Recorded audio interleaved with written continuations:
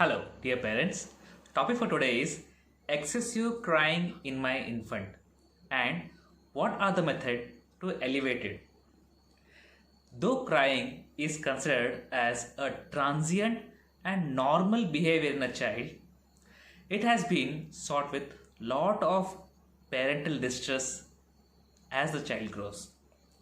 It is seen that almost every neonate cries through his infancy, yet around 20% of the neonates grab medical attention because it is excessive.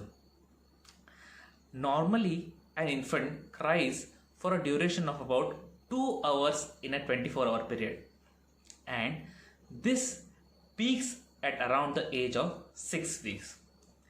Crying is considered as a normal neurosensory behavioral development in a child. You can see that as the child grows, when the child is hungry, just by the appearance of the parent, the fussiness or crying comes down. You can understand that this is a neurobehavioral development. Now, you can see if it is regulated properly, that is, when the child is having the pre-hunger cues. If you can see my last video, you can understand that. So if the child does the pre-hunger cues and it is rightly rewarded with proper breastfeeding practices, this in turn leads to a healthy relationship and establishment of a proper schedule. But sometimes what happens is this is not achieved and the child is fed based on the parental convenience. This leads to something called as dysregulation, where the child is irritable because the child is made to feed when he is already full or is exposed to prolonged duration of hunger. What this physiological dysregulation will do is the child start puking or spitting the milk, can also have diarrhea. It leads to poor growth in the child and increase in his irritability. It is known that this irritability in the child produces lot of stress and strain in mothers.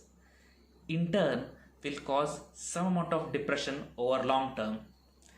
The depression which is mental in the mother will in turn cause decrease in the breast milk in the mother. This decrease in the breast milk will further cause the child to be more hungry and in turn cause more disharmonious family. So this lecture will make you understand the importance of identifying the various causes of excessive irritability in child and how you can address these things at home, and you can definitely avoid those unnecessary visits to the pediatric OPD where you are going to go home not so satisfied because you definitely did not get the right reason. So let's try to understand what are the main causes of child being irritable. The big ones are if your child is either hungry or your child is sleepy. I am sure most of our mothers know this. Yet, when the child is excessively irritable, he is fussy, he is crying, you really are out of your senses. And unless you know it thoroughly and it's just a knee-jerk reflex and you know it through your experience, you might be stressed. So let's try to see it very aptly, where you understand that if the child is crying following a nap, he has played for some while, invariably if he is crying now, this is the time for him to be fed. Please try breastfeeding at this time. Of course, if the child has been breastfed, he has played for some while and now he is fussy, it means that this is the time to put him down to sleep. Hope you have understood this. This is the main thing for you to understand because this is the major 50 to 60% of the times for which your child is cranky. Definitely a quick diaper check where if he is soiled, changing it definitely helps. Sometimes if this is significant, you might have to explore the perineal area where you can find some rashes.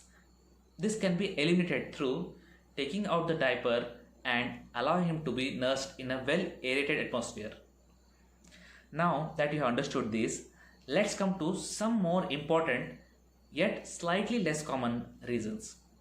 Now, the child being nursed in a proper attire is very important, because if the child is made to wear clothes which are very heavy for him during the warm period, will lead to him being in distress. Of course, if you make him wear very light clothes when it is cold outside, again the child is shivering and he is cranky. So dressing him aptly, taking care of his attire is very helpful. Now, invariably most parents know that it is the gas or the colic which is the troublesome one. Since it is a very big topic, we'll have a different video on this, yet I'll give some clues to address this. Right away, if the child is having some bloating, child is vomiting, child is arching backwards, fisting his hands, changing his color, and he is in distress, possibility that this is colic or gas. What can you do? Definitely, if the child is burped well, put on his shoulder and tapped until he burps, definitely elevate some of it. Sometimes giving him tummy time, wherein you just tap his back gently, allows him to pass the flight test and also relieves him. Some gentle clockwise massaging of the abdomen is known to help child pass the flight test. So these are some techniques. Now let's try to understand some of the more common causes, like sometimes you must have seen that following a cold, the child has some amount of nasal blockade. You know, this is so distressful for the child, because now that his nose is blocked, he tries to feed, and while feeding his mouth is blocked, he can't breathe. This is very distressful for the child. So using some over-the-counter saline drops before feeds definitely helps him to elevate this problem. Sometimes you must have noticed that the child is very cranky following a cold. In this time, you must have seen that he is rubbing his ear. Just by pressing his tragus, that is this part of the ear, if this produces pain, you know that this is something to do with his ear, and you can focus on respiratory treatment for the same. Now, another important cause is, say during a summer, you must have seen that sometimes the child is refusing to feed. He is putting out things, and after 3 or 4 days you find out that there is an ulcer in the mouth. Always this is associated with increase in drooling in the child. So if you see that the child is drooling a lot and the atmosphere is pertaining to same thing, then possibility that this is because of a ulcer in his mouth. Some more common things are, like, you can just examine the child from top to bottom. Sometimes in the prickly heat during summer can be distressful. Sometimes kids have some insect bites on the body which can cause him to be pained. Some small abscesses around the perineum or in the nose or on the thighs can also be painful and cause fever. A febrile child is always irritable, so check his temperature. If he is febrile, giving him some paracetamol definitely relieves it. Now another common thing is, sometimes the child has not passed his stool.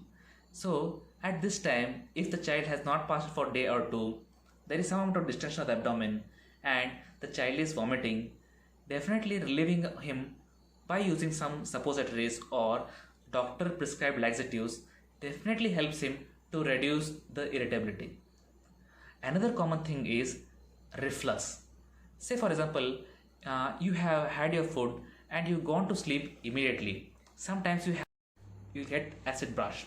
Sometimes the same thing happens to a child, wherein if the child is fed and made to lie down, the milk reflux regurgitates and the child starts arching, makes his fist, pukes it out, and it can be because of the reflux. Now, what can you do at home? If you feed the child in upright position, keep yourself upright, feed the child in upright position, take assistance of a pillow or two below your thigh. After you feed, take him on your back, burp him well, and make him lie down with slightly upright position, say about 30 degrees. You should make sure that his neck is not flexed and his shoulder is placed at 30 degrees. This will prevent the reflux in child and definitely helps you to prevent the excessive irritability associated with reflux. Now that we have ruled out major causes, there are some rarer causes which needs to be addressed. There are conditions like a raised ICT, a hernia, problems with the abdomen, which your pediatrician will recognize and he can treat it. So, if after you have ruled out all these things, yet your child is cranky, now this is the right time to go to your pediatrician. It is not necessary that you run to a hospital every time your child starts crying. So, this basic understanding will help you in preventing these frequent visits. I am going to give you a checklist at the end of video, so please watch, where you will find a checklist for what all things you should rule out as the child starts crying. So apart from this, there are few tips which I would like to give to the parents to elevate their anxiety regarding excessive irritability. The first and foremost thing is that you have understood that every child is going to cry. He is going to cry for at least 2 hours in a day. This is going to peak during a time of 6 weeks. So having understanding of this principle will definitely elevate the fear of this. So knowing it, you can definitely ward it off. Now that you understood this, what are the few things what we can do is trying to understand the pre-hunger cues, which is the most important thing in preventing excessive irritability in your child. As you have watched my last video, you would have definitely understood how to identify this, and if you practice it regularly, there is going to be a proper schedule. Those children who are fed at right time, made to sleep at right time, on a regular schedule are going to be very healthy and very happy. So apart from this, what can you do? It is seen that providing right stimulation in the form of taking the child on some strolls, gently rocking him, swinging him, also in the form of some attention grabbing objects which are put in front of the child's eye, all help the child to elevate some amount of stress. It also helps in his neurosensory development and also makes the child less cranky. Some positive mother-child bonding behaviors like skin-to-skin contact, right breastfeeding, kangaroo mother care have all been documented with reduction in excessive irritability, maybe because of any of these reasons. So practicing these gentle massages or bathing the child have been really helpful. Sometimes it is known that kids have an overexposure or oversensory stimulation, wherein the child is nursed in an atmosphere where there are a lot of noises, noise of the mobiles or the television, which all causes a lot of distraction in child. In such a child, nursing him in a calm and quiet place definitely helps him to go back to sleep and he'll come up more refreshed. In spite of all these measures, there are going to be times where you find that is definitely difficult. Sometimes it is seen that elimination of formula feed and providing with exclusive breast milk has been really helpful. Beyond this, it is noted that if there is a right chronology, as in if the mother has been taking some drugs and following that the child has been increasingly cranky, elimination of these drugs have been known to be effective because of rare interactions. Of course, sometimes there are few dietary factors, not always, but few, which may be helpful. After trying all these measures, sometimes phased elimination, that is, you eliminate one of the food product one by one of some of these products like say milk, soy products, fish, nuts, eggs, cruciferous vegetables have been known to produce some amount of relief in some children. There are conditions where in spite of all these things the child is crying, your pediatrician will definitely help you. Some of the drugs like probiotics and anti-colic measures are wonderful drugs to prevent this behavior in child. Sometimes parents need some support, mothers need a helping hand, a positive family atmosphere, and also some support material like purplecrying.info have provided some support to such mothers. I think I have tried to address this comprehensively, and we have covered the majority of the causes for excessive crying.